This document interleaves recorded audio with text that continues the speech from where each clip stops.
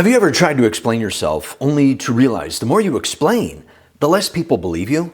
Something strange happens in conversations when this starts. You add details, you clarify what happened, you walk people through your reasoning, and somehow they start looking more suspicious or irritated, or they just stop listening. The strange truth is this: over-explaining doesn't make you look clearer, it makes you look guilty.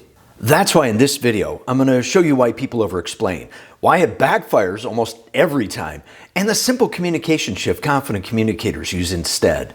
But first, let's see if this habit might be showing up in your conversations without you even realizing it. As someone who teaches communication, I see this pattern all the time. There's a few subtle signs that someone is over-explaining, and most people miss them completely. See how many of these sound familiar. The 5 signs you're over-explaining yourself. You add details no one asked for. Someone asks a simple question like, "Did you send the email?" Instead of answering yes or no, you say something like, "Well, I was going to send it earlier, but then I got pulled into a meeting and the system was slow and I had another deadline." Stop. By the time you're done talking, the conversation has already gone sideways. The extra explanation doesn't make the situation clearer. It makes it sound like you're defending yourself. And this next one is where a lot of people suddenly realize they do this. You keep talking after your point is already clear. You explain the situation. Then you clarify it. Then you restate it again, just to make sure they understand. Then you add another example. Often this happens because you're worried they misunderstood you. And something subtle starts to happen. The more you explain, the more people start wondering why you feel the need to explain so much. And the third sign is one many people don't even notice. You explain yourself before anyone even questions you. This happens all the time in meetings or conversations. Someone walks into a room and says something like, "Just so everyone knows, the report is late because the data came in late and I had 3 other projects to finish." But here's the concerning part. No one even asked yet. The explanation started before the criticism even appeared. This usually happens because the brain is trying to protect itself, and that leads directly to the 4th sign. You feel uncomfortable giving short answers. Some people feel anxious if they don't fully explain the reasoning. They think, what if they misunderstand? What if they think I'm irresponsible? What if they assume the worst? So they try to control the interpretation by explaining every detail. But here's what usually happens. When communication becomes overloaded with details, it actually becomes less clear, not more. And the last sign is the one that surprises people the most. You leave conversations feeling misunderstood. People who over-explain often walk away thinking, why didn't they understand what I meant? But the overload of information actually makes communication harder to process. The listener doesn't know which part matters and which doesn't. So instead of creating clarity, over-explaining creates confusion. And once confusion appears, people often assume the explanation is hiding something. If you recognize yourself in any of those, you're definitely not alone. Most people don't even realize they're doing it. But the real question is this: why does over-explaining actually make things worse instead of better?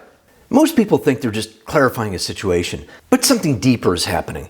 When someone criticizes us, even slightly, the brain often hears something else. Not, "You made a mistake," but "There's something wrong with you." So the brain moves into defense mode. Now, the goal isn't just communication. The goal becomes protecting identity. We start trying to prove something, that we're not careless, that we're responsible, that we didn't mess up. And the way many people try to do that is by explaining everything. Here's a communication problem most people don't realize. When someone sends a message and the message isn't acknowledged, people naturally increase the volume. For example, someone says, "You forgot to send the email." If the response is a long explanation, the other person often hears something different. They hear, "They're avoiding responsibility." So they repeat the criticism. "Yeah, but you still forgot the email." And now the conversation starts to spiral. More explanation, more criticism, more frustration, and suddenly a small mistake becomes a much bigger conflict. And this is where something else happens. Confident communicators tend to speak simply and directly. They say things like, "You're right, I missed that. I'll fix it." Short, clear, done. And when someone launches into a long explanation, people often interpret it differently.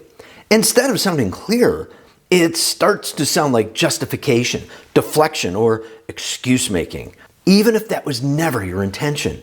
So the real question becomes, what's the better way to handle this? Instead of explaining first, acknowledge first. This small shift instantly lowers tension in most conversations. For example, instead of saying, I didn't send the email because I had 3 other things happening and the system was slow. Try something like this. You're right, I missed that. Let me take care of it. Once someone feels heard, something interesting happens. They usually stop pushing. The conflict starts to dissolve and the conversation can move forward calmly. But there's one more detail that makes this approach work even better. This doesn't mean you should never explain yourself. Sometimes context is helpful, but the order matters. The most effective sequence looks like this. Acknowledge the issue, briefly explain if needed, then focus on the correction. For example, I missed that email this morning. I had 2 urgent calls come in at the same time. Next time, I'll schedule those messages earlier so it doesn't happen again. Notice what changed. The explanation isn't defensive. It becomes part of the solution. And this leads to a deeper principle behind confident communication. At the heart of over-explaining is often a fear about identity. People worry that a mistake will define them. So they start trying to prove something, that they're competent, responsible, capable. But confident communicators understand something important. A mistake is an event, not an identity. And once you separate those two things, the urge to over-explain begins to disappear because you no longer feel the need to defend who you are. If you want stronger conversations, remember this simple rule. Clear communicators don't explain more, they explain less, but better. They acknowledge the issue, address the correction, and then move forward. Because confidence in communication isn't about saying more, it's about knowing when less is enough. Now, I'm curious, have you ever caught yourself over-explaining in a conversation? I've done it. What usually triggers it? Let me know in the comments. And if you want to learn how to handle criticism without getting defensive, watch the video on your screen right here, where I break down how to stay calm and in control when conversations get tense. I'll see you there.